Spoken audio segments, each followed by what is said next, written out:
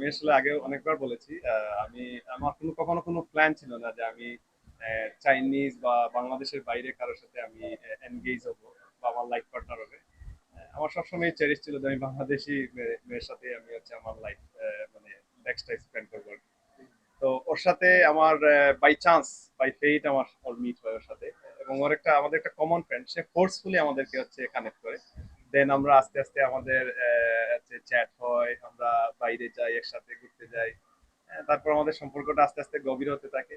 তারপর আসলে আমি কখনো ফিল করি না, মানে 6 মাস, maybe 6 months later, I started to feel that she is really nice girl and we have lot in common. তারপর হচ্ছে আমাদের উই গট ইনটু রিলেশনশিপ। তারপরে হচ্ছে তো আমাদের ফ্যামিলিকে আমরা ইনফর্ম করি, তারপর আমার ফ্যামিলিকে আমি ইনফর্ম করি। সবাই খুবই পজিটিভলি নিয়েছিল ব্যাপারটা, এবং তখন আমাদের কনফিডেন্সটা আরো ডেভেলপ হয়। হ্যাঁ, যেহেতু আমাদের কোনো আর চ্যালেঞ্জ নাই। তো নেক্সট স্টেপ হচ্ছে আমরা আহ, মানে চায়নাতে আমাদের যে ওদের কালচার অনুযায়ী আমাদের যে বিবাহ সম্পন্ন, তখন আমরা ফ্যামিলির সাথে ডিসকাস করি, ওদের ফ্যামিলির সাথে, আমার ফ্যামিলির সাথে ডিসকাস করি। শেষ পর্যন্ত 2025-এর 12 ফেব্রুয়ারি আমরা ওইখানে বিবাহ বন্ধনে আবদ্ধ হই। তারপর হচ্ছে আমার কাছে মনে হলো যে কোনো একটা জিনিস গ্যাপ হচ্ছে এখানে। হ্যাঁ, তো আমার একটা ইচ্ছে ছিল যে বাংলাদেশের কালচার রীতিনীতি অনুযায়ী আমার বিবাহটা হলে আমি মানে মেন্টালি আমি অনেক স্যাটিসফাইড হব। হ্যাঁ, তখন ওকে আমি শেয়ার করি ব্যাপারটা, এবং সে ছিল অনেক কিউরিয়াস ছিল আসলে কিভাবে কি হবে। এবং মানে সে মনে করে যে এটা একটু কমপ্লিকেটেড। হ্যাঁ, তারপর আমি আস্তে আস্তে তাকে স্টেপ বাই স্টেপ আমি তাকে গাইড করতে থাকি, আমি শেয়ার করি আমাদের ওয়েডিং প্রসেসটা কি। তো আস্তে আস্তে তার কাছে ব্যাপারটা মানে ইন্টারেস্টিং। হ্যাঁ, সে দেখলো আমাদের ড্রেস, তারপর লুক, আসলে বাংলাদেশের কালচার অনেক গর্জিয়াস, এবং সে অনেক পজিটিভলি মানে প্রত্যেকটা স্টেপ গুলো খুবই পজিটিভলি নিয়েছে, এবং সে গতকালকে আমাদের গায়ে হলুদ হয়েছে। হ্যাঁ, এটা সে খুবই এনজয় করেছে আর কি। তো এই যে চায়না থেকে বাংলাদেশে আসা, সে এটা হচ্ছে আমাদের তখন আমি চাচ্ছিলাম যে একটু একটু ব্যতিক্রম কিছু করব। হ্যাঁ, তো লাস্ট উইকে সে বাংলাদেশে আসে, তো আমি চিন্তা করলাম ঢাকা থেকে আমাদের যে গ্রাম, হ্যাঁ, রাস্তা হচ্ছে অতটা স্মুথ না। তো আমি চাইলাম, আমি তখন প্ল্যান করতেছিলাম যে যদি আমি হেলিকপ্টার ইউজ করি তাহলে এটা এলাকাবাসীর জন্য ব্যাপারটা এক্সাইটিং হবে, ওর জন্য ইন্টারেস্টিং। হ্যাঁ, আমার জন্য এটা একটা মানে স্যাটিসফ্যাকশন। হ্যাঁ, দেন ফাইনালি হেলিকপ্টারে আসি আমরা। তারপরে হচ্ছে তখন মানে আনএক্সপেক্টেড, হ্যাঁ, আনএক্সপেক্টেড ক্রাউড, আনএক্সপেক্টেড মানে সবার মধ্যে যে একটা এক্সাইটমেন্ট, এটা আমাকে অনেক মানে আনন্দিত করেছে। ও ও খুবই এক্সাইটেড এই ব্যাপারে, এবং সে এটাকে বেশ এনজয় করেছে। আমার একটা প্রশ্ন হ্যাঁ, হলো গিয়ে, সেটা হলো গিয়া বাংলাদেশ এবং চীন, আমরা কি সুসম্পর্ক বজায় রেখে আমাদের দেশের জন্য বা চীনের জন্য কোনো সুপরিকল্পনা বা সু কিছু আছে কিনা? বাংলা সুসম্পর্ক বজায়, যেটা যেটা আপনার এবং ওনার বিয়ে হয়েছে, হ্যাঁ, সেটা চীন এবং বাংলাদেশের আগামীতে কোনো কি বলে আসেনি, কি বলে সম্ভাবনাময় কিছু আছে কি? আচ্ছা, আমি বলি, আমরা যেহেতু বিজনেস করছি দুইজনই, এবং আমাদের বিজনেসটা হচ্ছে ইন্টারন্যাশনাল বিজনেস, এবং এই বিজনেসে আমাদের ম্যাক্সিমাম বিজনেসই কিন্তু Bangladesh, most of our business is happening to Bangladesh.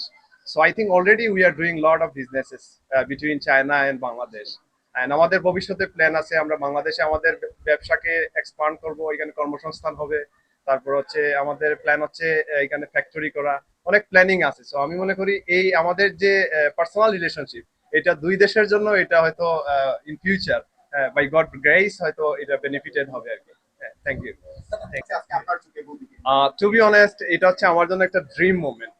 আমি কখনোই এক্সপেক্ট করি নাই যে আমার ওয়াইফ ফরেনার, এবং সেই ফরেনার হচ্ছে বাংলাদেশের যে কালচারাল যে ড্রেস এবং লাল বেনারসি পরে সে আমার সাথে বিবাহ বন্ধনে আবদ্ধ হবে, এটা আসলে আনএক্সপেক্টেড ছিল।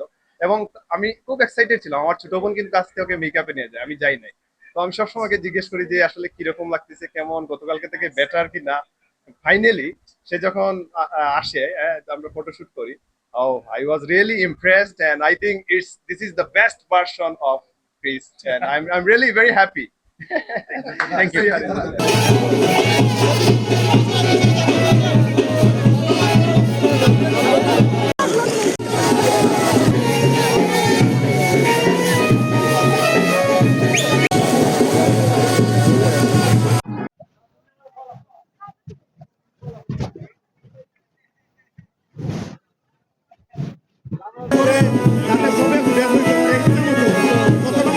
বোমা ওঠেন।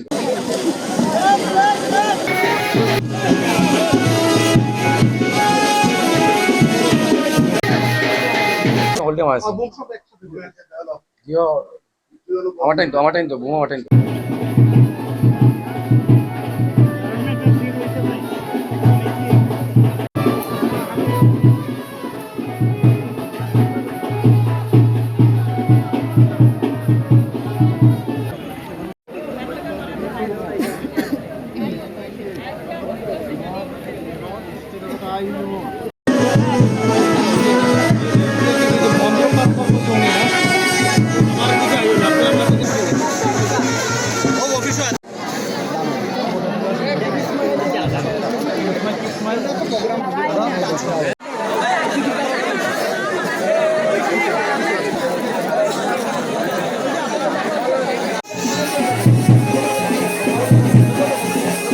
জুয়েল